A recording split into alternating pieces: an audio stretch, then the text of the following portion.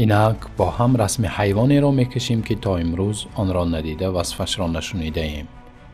آن حیوان ارمدیل نام دارد.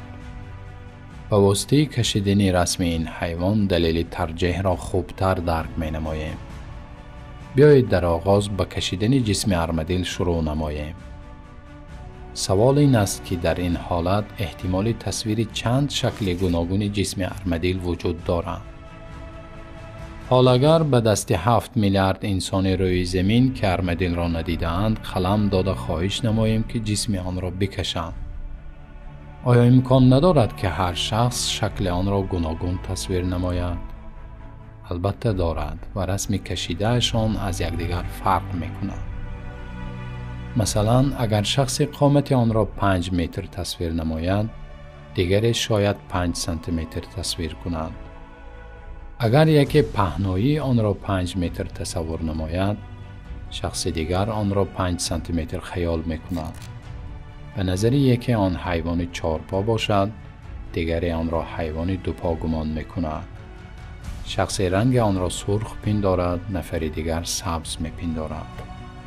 از سبب وجود داشتن احتمال‌های بیشمار در مورد جسم این حیوان، امکان دارد که 7 میلیارد انسان برای این حیوان 7 میلیارد رسم از یکدیگر فرق کننده تصویر نمایند. حالا اگر از هر انسان تصویر نمودن 2 شکل احتمالی ارمدیل درخواست شود، در این صورت 14 میلیارد رسم گوناگون آن به وجود می آید. اکنون بیایید به تصویر روی ارمدیل گذریم. باز همان سوال به میان می آید که امکان رسم چند شکل روی وجود دارد؟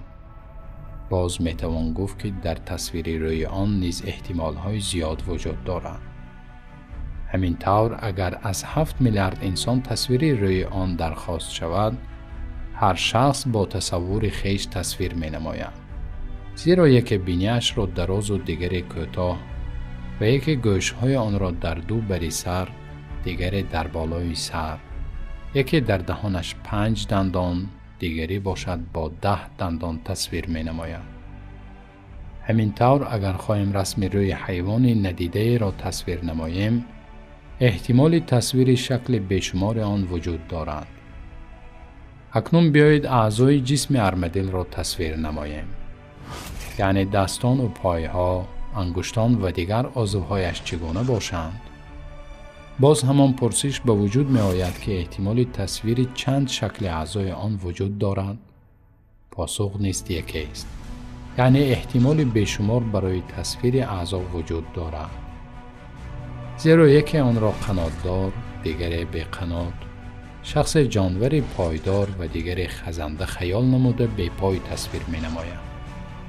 همین طور اگر یکی آن را جانوری 3 انگشته گمان کند، دیگری آن را 5 انگشته تصور می نماید. همین طور هر نفر برای ارمدیل عضوهای فرق کننده تصویر می نماید. اگر 7 میلیارد انسان قلم گرفته از خیال رسم آن را تصویر نماید، 7 میلیارد رسم به میان می آید. اکنون بیایید خصلت‌های ارمدیل را معلوم سازیم. عجبا، آیا این جانور جسور باشد یا ترسو؟ و جسارت و ترسوی آن چه حد دارد؟ آیا زود حرکت است یا آهسته؟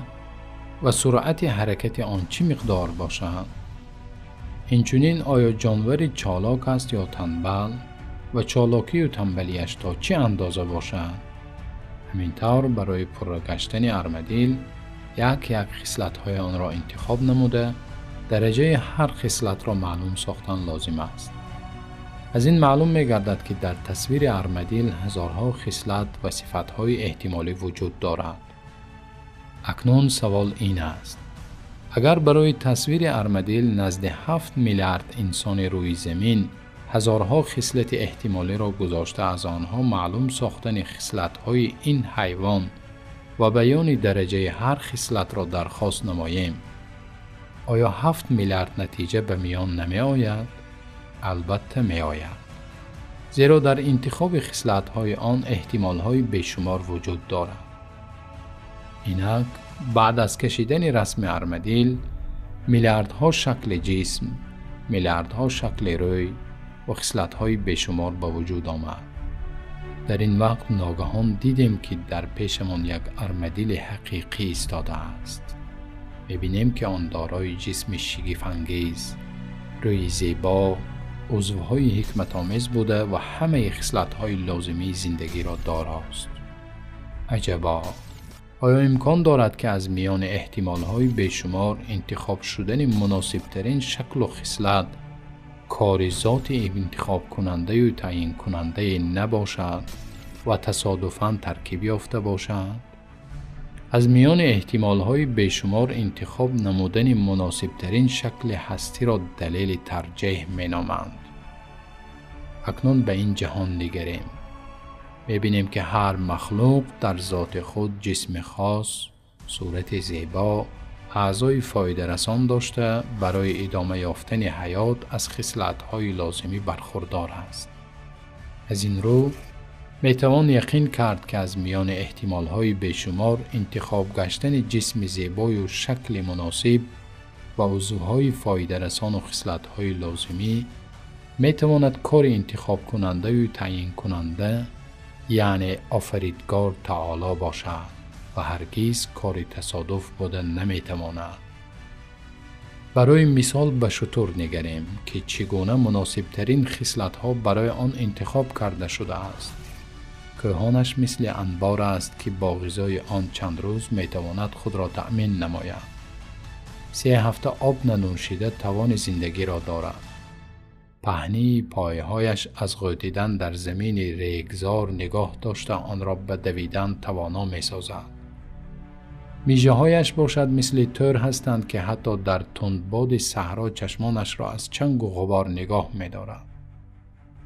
بینیش طرز آفریده شده است که هنگام سخت‌ترین تندباد به راحت می تواند نفس کشد.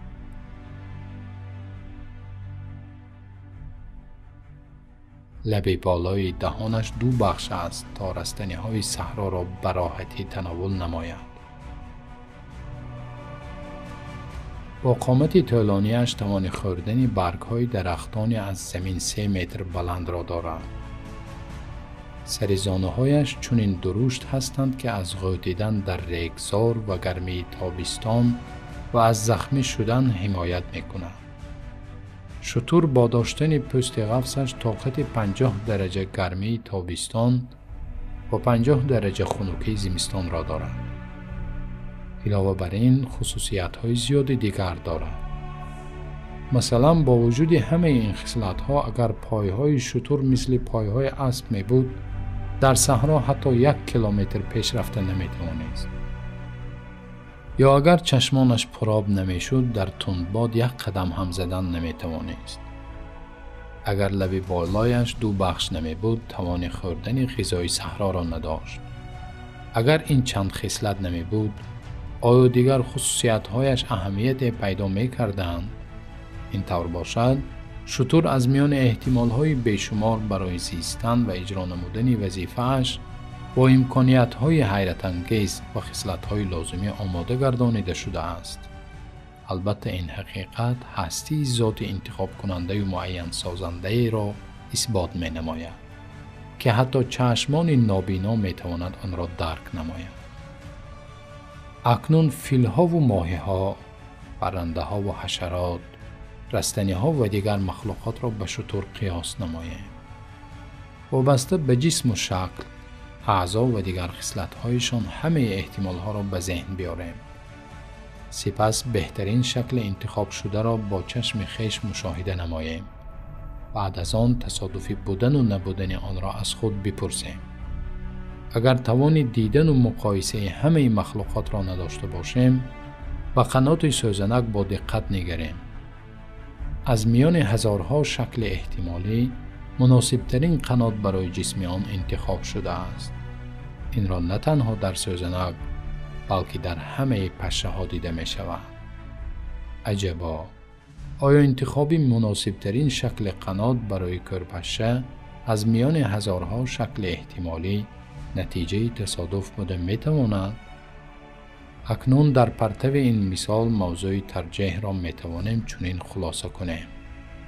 هر موجود جسم و شکل و صورت خاص خود را دارد. از میان احتمال‌های بیشمار شکلگیری، انتخاب شدن مناسبترین شکل و صورت بر وجود ذات انتخاب کننده و صاحب اراده دلالت می‌کند. آن ذات انتخاب کننده و صاحب اراده الله تعالی است. همینطور در عالم هر مخلوق دارای خصوصیت‌های معین میباشد. از میان احتمال‌های بیشمار انتخاب شدن خصلت و عضوهای مناسب بر هستی ذات انتخاب کننده دلالت می‌نماید. آن ذات انتخاب کننده تنها الله تعالی میباشد. خلاصه هیچ یک از مخلوقات، حتی قنات سوزنک، نمیتواند تصادفاً به وجود آمده باشد.